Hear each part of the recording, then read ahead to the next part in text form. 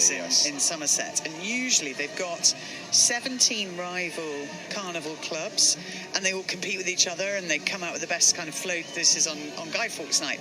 This is the first time they've all worked together. So this is all of them combined. They've taken 12 months to build the cart, and this is huge. 32 costume performers singing and dancing, 110 more of them dancing in the street, and it's representative of the street parties taking place all over the country. But normally these people would be in competition, fierce competition with each other, but today they come together. There is that sense of coming together, isn't there, around the country, people, regardless of the weather, coming together, celebrating, throwing street parties. We've got the Wessexes aren't in the Royal Box, Claire, and that's because they're up in Windsor for the longest luncheon table that I think probably exists up on the Long Walk. And, you know, not everyone's going to be as long and as wonderful as the one going on at Windsor, but many street parties be taking place up and down the country today. Thousands. So the centrepiece here is the fully articulated cart, and it's 30.5 metres long, it's 5 metres high, and it's got lighting, it's got the yeomen of the guard, beef eaters. And a spinning crown. This is really impressive, isn't it?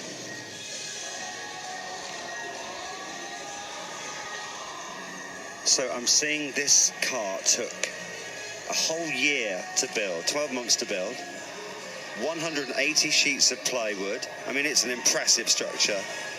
Over 20,000 wood screws and 200 litres of environmentally friendly paint just for this one float. And look at all the flags.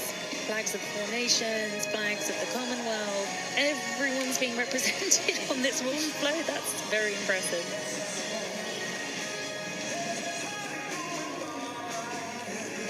I think for all the performers, you know, this has given them such a focal point, something to work together towards, and now just to really live the moment and enjoy it. Imagine if you're one of these performers, like, when you go home tonight, how do you come down from this, you know?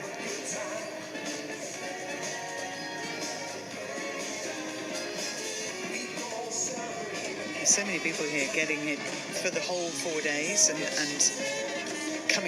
either coming very early in the morning and going back to a hotel somewhere in London, or sleeping, you know, wherever they could find, and staying with friends, or obviously many of them just being based on the Mall and not wanting camping. Yeah, I've met a couple of campers out there. I saw a lot yesterday. Yeah. You know, they wanted the best seats, and you know, you might argue there's a lot of people very lucky to be sitting in seats here, but actually, you know, they've done such a good job with screens down on the Mall and in St James's Park. You know, the city's just staged this brilliantly, so much so that everyone really can be a part of it. I could not believe the enormity of that crowd for the concert last night, which is as far as you could see, because I did the warm-up set for the concert last night. I mean, I'm never going to be able to top that in my life. It was people as far as I could humanly see. Which is made all the more extraordinary when you think where we were 2 years ago and now. The contrast is extraordinary. This is one big party, and it's so good to be back together again.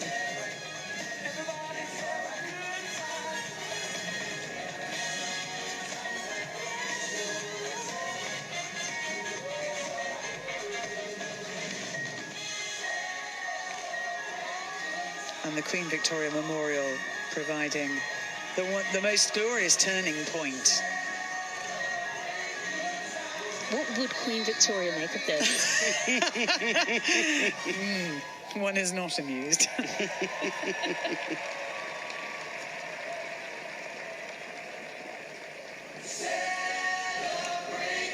There's some special people in this procession, actually. There's one lady whose father walked in the procession for the Queen's coronation with the Somerset Light Infantry, and she has photos of this, and it's always been her dream to literally follow in her father's footsteps, which today she's doing.